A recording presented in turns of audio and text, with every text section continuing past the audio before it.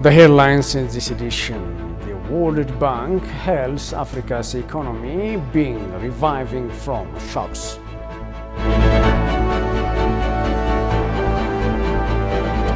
And the United States Vice President Kamala Harris promises greater investment for Africa.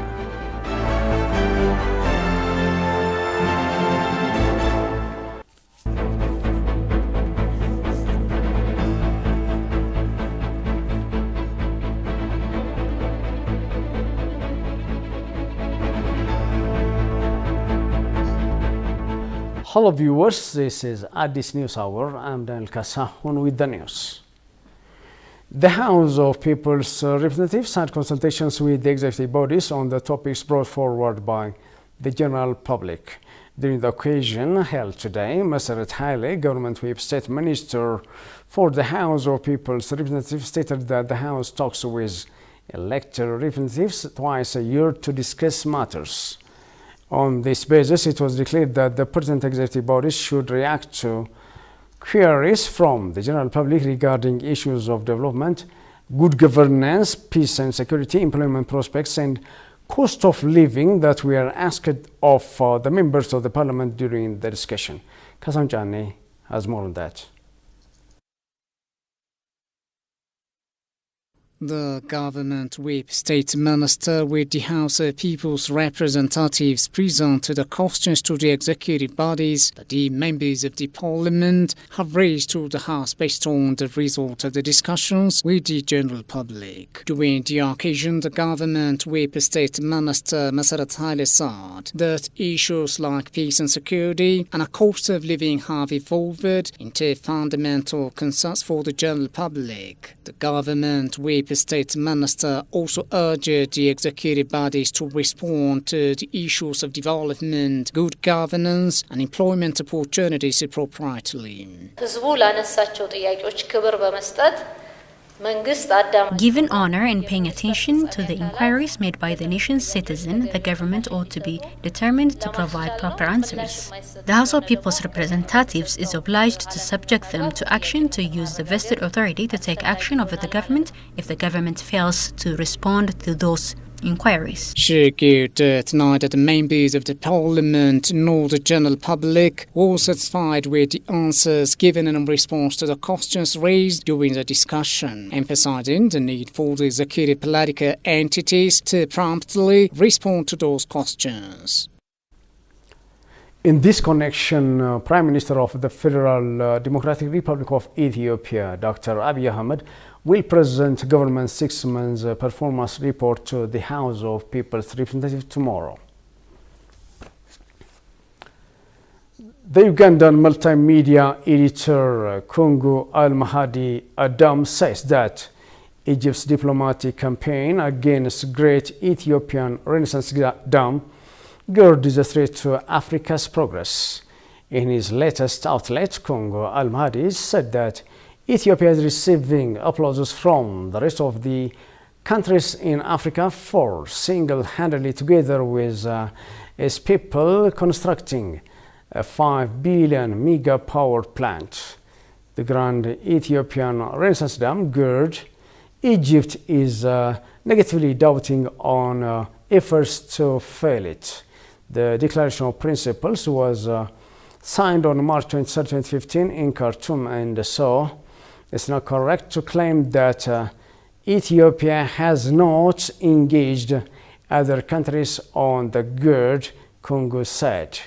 He added that such misguided resolutions not only undermine the sovereignty of Africa and its people, but also threatens regional peace, stability, and the progress already attained through internal mechanisms to resolve the issue.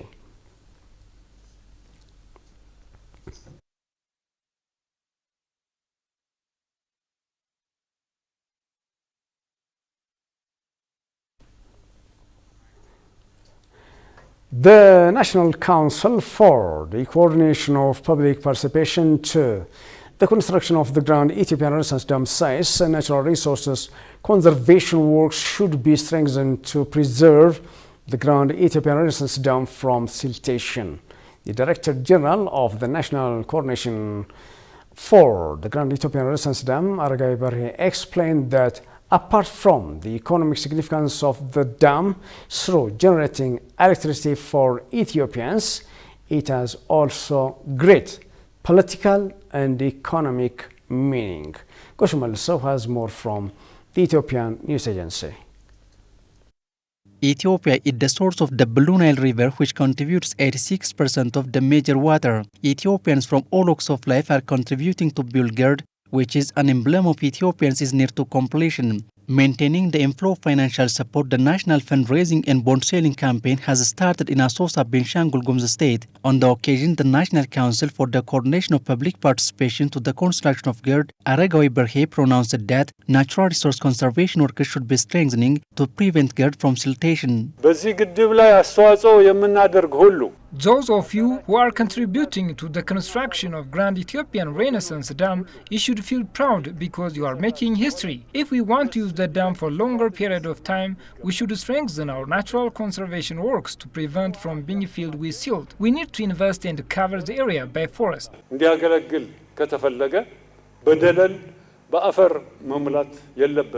He also explained that apart from the economic significance of the dams for generating electricity for Ethiopians, it has also great economic and political meaning. The Director General pointed out that the dam has created the capacity and spirit of ability to build more dams. He urged Ethiopians to foster their participation to complete the construction of GERD in the spirit of unity and cooperation. Deputy Chief of Benshangul Gumuz Regional State, for his part, said the construction of the dam demonstrates the solidarity and strength of Ethiopians. He also stated that the people of the region are benefiting from the construction of the dam and urged the people to strengthen their support in all sectors until the construction of the dam is completed. GERD is being built upon our own capacity. I urge the people of the region to strengthen their support to the construction of GERD till it is completion. One of the residents of Asosa who participated on the bond selling campaign said the dam has started generating electricity and we're harvesting the return. We have seen the return from the generated power. We have been supporting so far and we will continue to provide practical support, including money, to the end of our project, which has shown us that we can develop on our own. Earlier this week, the Ethiopian government announced the construction of GERD has reached 90% completion.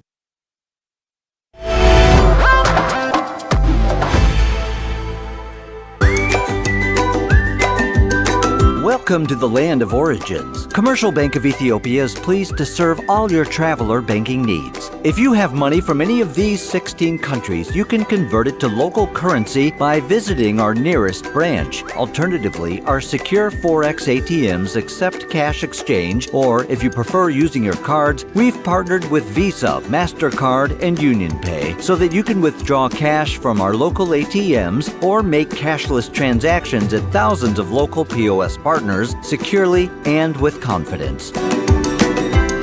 We are linked with more than 700 global banks through our direct SWIFT address, CBE Teta. We also work with 16 international money transfer agents, out of which Tune and World Remit enable you to make direct deposits into our savings and current accounts or our popular CBE Burr mobile wallet. Commercial Bank of Ethiopia, the bank you can always rely on.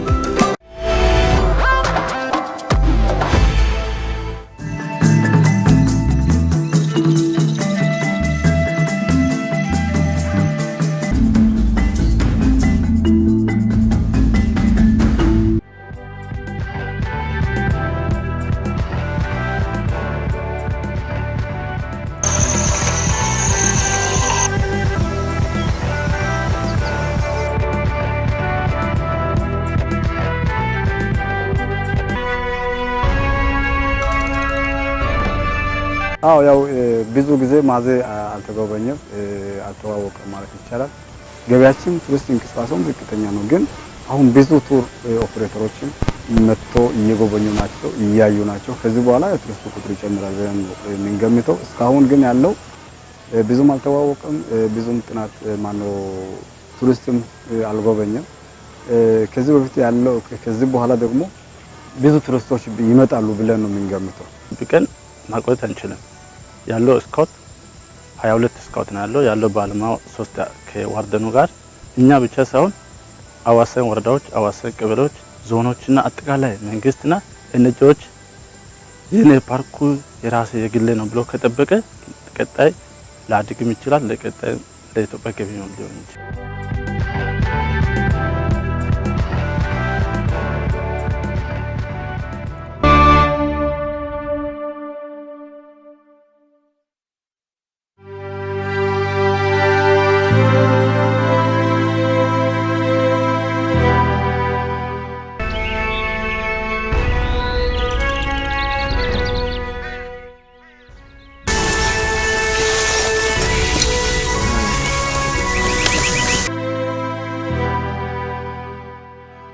የፍል ውሃ እንግዲህ በማዘብ ብሔራዊ ፓርክ ከሚገኙ መስህቦች አንዱ ተፈጥሮ መስህብ ነው። የሚገኝበት ያው ማዘብ ብሔራዊ ፓርክ አካል ሆኖ በካምባ ወረዳ በኩል በባሳ ቀበሌ በኩል ነው ያለው። ያው ውሃው የተፈጥሮ ነው። እዛ ጋር ያያችሁት ገንዳ የመጀመሪያው ትልቁ ነው።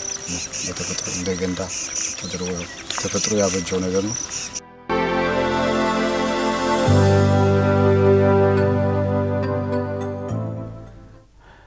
You are watching Addis News Hour from the Ethiopian capital, Addis Ababa. Ethiopia has played its role in trying to economically empower the Horn of Africa region. Approached by ETV, political analyst Lawrence Freeman said that Ethiopia has legitimate economic and political rights to build the Grand Ethiopian Renaissance Dam. Tugasar Nissa has compiled the following account. Talking to ETV, Lawrence Freeman, political and economic analyst for Africa, reiterated that even though Egypt kept believing that they have a historical right to colonial agreement over Nile that excluded all the 10 riparian countries in the Nile basin, especially Ethiopia, that contributed 80% to the river, while Egypt has done a good job in expansion of their own developments.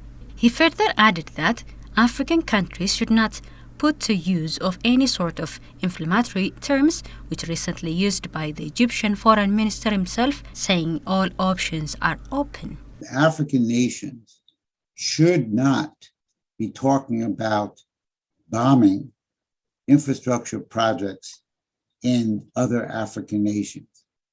That is absolutely unacceptable.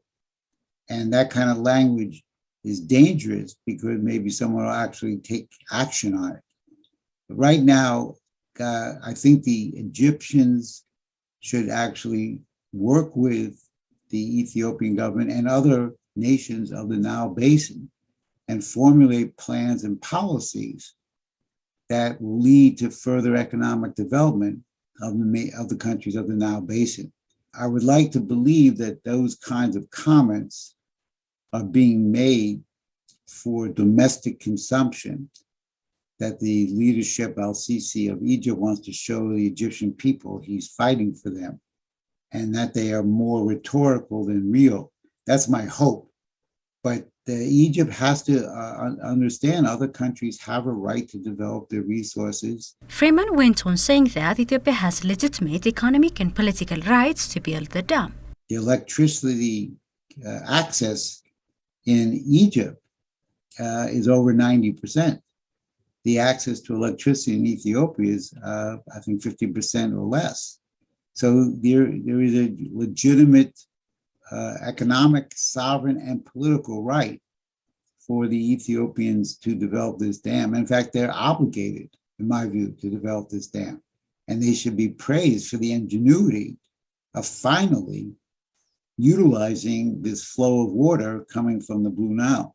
He underscored that a country cannot be industrialized unless there's abundant electricity, adding that Ethiopia has played its role in trying to economically empower the entire Horn region. A country cannot become industrialized unless it has sufficient and abundant electricity. And also, this is the way to eliminate poverty, because the main cause of poverty is the lack of electricity, the lack of food.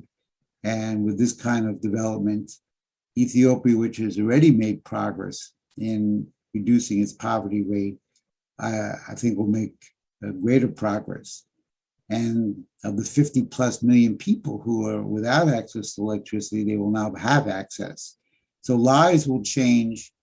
Ethiopia will make more forward motion in developing its economy and expanding its economy, and the region will also benefit. Ethiopians were able to achieve building this self-funded Grand Renaissance Dam, for they have aggressive approach achieving development even though the country underwent through multiple challenges, it was noted.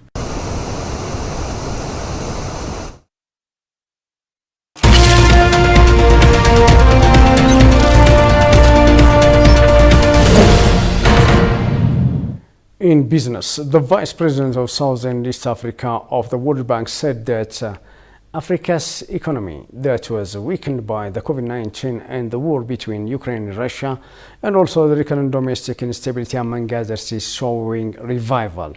The Vice President also applauded the need of physical connectivity in Africa for the realization of the African Continental Free Trade Area. The country direction of the World Bank in Ethiopia, Osmane Dion, on his part, assured that the bank is supporting Ethiopia as it is focusing on areas that can accelerate its development. Johannes Pentown had the following account. According to the World Bank, economic growth in sub-Saharan Africa has dwindled in 2022 as a result of a slowdown in global growth, rising inflation exacerbated by the war in Ukraine, adverse weather conditions, a tightening in global financial conditions, and the rising risk of debt distress. On the other hand, although IGAD's Africa Economic Outlook report indicated that the economic disruption stemming from the Russia-Ukraine war pushed a further 1.8 million people across the African continent into extreme poverty in 2022, and the number could swell with another 2.1 million in 2023. Victoria Kwakwa, the Vice President of South and East Africa of the World Bank, claimed Africa's economy is reviving. Several of the African economies were very battered by the COVID, the Ukraine war, and so that's what they're recovering from. And the good news is that there's some recovery that is beginning, and a rebound from these crises. The country director of the World Bank in Ethiopia said that the economic reform being implemented in Ethiopia, like privatization, agriculture, and adapting green energy, will make the country grow faster. We have seen, for example, that there are progress currently which have been made in the areas, for example, of liberalization of the economy, especially when it comes to telecom. I think that is a very important point. We have seen also that there are currently premises toward, opening the banking sector. That is another progress. Ethiopia is also making progress with respect, to agriculture. And I think this is a huge potential which Ethiopia has. If you look at the path of energy of Ethiopia, it is a very good path because it is also renewable and clean energy. We believe this is also an area where supporting Ethiopia, working with Ethiopia will be extremely important. And the last point which I wanted to mention is, for example, related to digital. The digital agenda is going to be fundamentally important for the youth of Ethiopia to find also ways through which it can generate, services in terms of being an enabling environment for job. Now, all of this will require resources. And this is also where promoting a much more vibrant private sector, both domestic but also FDIs, will be extremely important. So those are agendas where we believe that it can also contribute to the drivers of growth. It can accelerate the transformation of Ethiopia. Kwakwa pointed out that in order to realize the African Free Trade Area, which is one of the continental projects that are expected to accelerate the economic development of the continent, African countries must give due emphasis for physical connectivity. First is the physical connectivity that allows the integration. You're not going to be able to trade if you're not connected. And so we're investing a lot on the physical connectivity, the trans-boundary road networks on key corridors. We're doing a lot on the regional physical connectivity agenda. And then we're also helping with the trade facilitation, because trade facilitation is important. So at the different border areas, facilitating trade. So trade and goods can flow easily across. So that's one other area that we're working on. We're helping individual countries come up with their plans. You know, each of the countries is supposed to come up with their plans in terms of the AFCT, and we've helped countries like Rwanda. Regarding Ethiopia's economy, which is negatively impacted by international and domestic situations like other African countries, Kwakwa went on to say the following. COVID impacted several economies, including the Ethiopian economy. Russia's invasion of Ukraine also impacted. You know, we're seeing the results. In Ethiopia, you've also had the drought, which has had implications also. And then, you know, you've had also situations of conflict. Now, all of that take away from the ability of the economy to be the best that it can be. The bank is currently supporting Ethiopia as it is focusing on areas that can accelerate its development.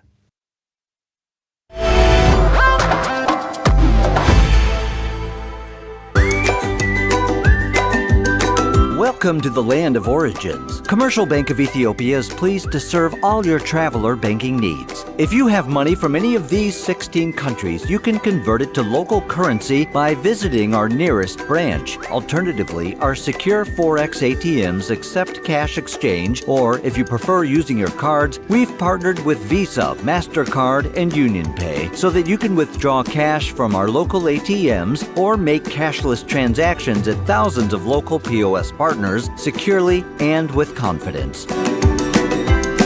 We are linked with more than 700 global banks through our direct SWIFT address, CBE Teta. We also work with 16 international money transfer agents, out of which Tune and World Remit enable you to make direct deposits into our savings and current accounts or our popular CBE Burr mobile wallet. Commercial Bank of Ethiopia, the bank you can always rely on.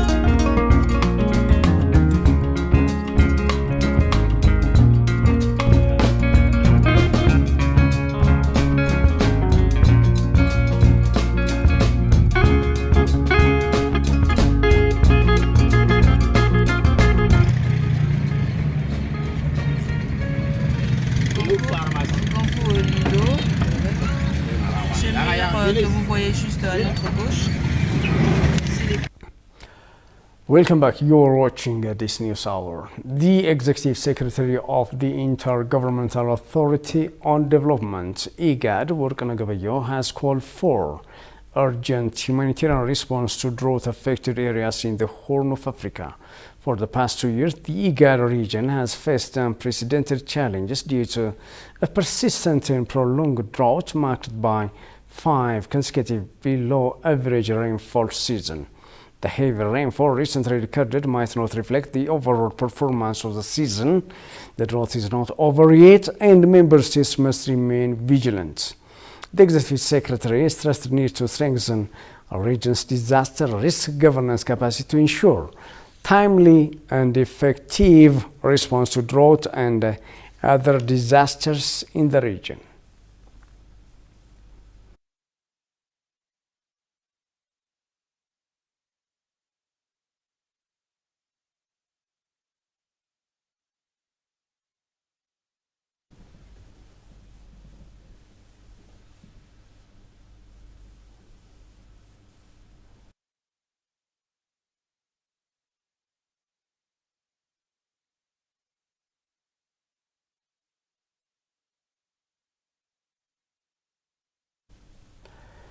Vice President of the United States Kamala Harris said that the United States will increase investment in Africa and help spur economic growth as she began a week-long tour in the continent. After Ghana, Harris is also traveling to Tanzania and Zambia in a bid to shore up American support in the region and counterbalance China's growing influence. Shagay Mata has more. The United States Vice President Kamala Harris has arrived in Accra, capital of Ghana, on Sunday at the start of a week-long tour of the region. Harris was greeted by school children, dancers and drummers at Accra Airport. During her speech, the U.S. Vice President said she's excited about the future prospects for Africa. I'm very excited about the future of Africa.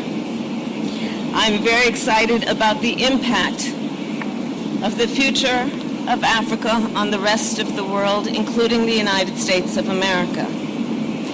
When I look at what is happening on this continent and the fact that the median age is 19 years old, and what that tells us about the growth of opportunity, of innovation, of possibilities. After Ghana, Harris is also traveling to Tanzania and Zambia in a bid to shore up American support in the region and counterbalance China's growing influence. I look forward to my meetings with President Akufo-Addo, President Samia, and President Hichilema. We will build on the previous meetings I have had with each of them to strengthen democracy and good governance, promote peace and security, build on long-term economic growth, and strengthen our business ties. On this trip, Harris will also discuss China's engagement in technology and economic issues in Africa that concern the United States, as well as China's involvement in debt restructuring, senior U.S. officials said last week. Harris is just beginning a week-long trip to the continent that will also take her to Tanzania and Zambia, part of a concerted effort to broaden U.S. outreach at a time when China and Russia have entrenched interests of their own in Africa. On Monday, the Vice President was welcomed into the Ghanaian presidential palace called the Jubilee House, where she promised assistance with security in the nation and increased investment there, announcing $100 million in U.S. aid to the region. To wrap up the transmission, let's remind you of the headlines. The World Bank hails Africa's economy being reviving from shocks.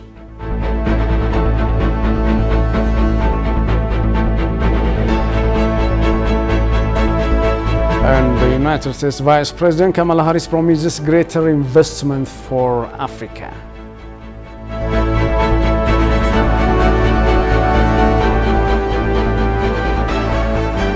That's all for this edition. Thank you for your company. Goodbye and stay safe.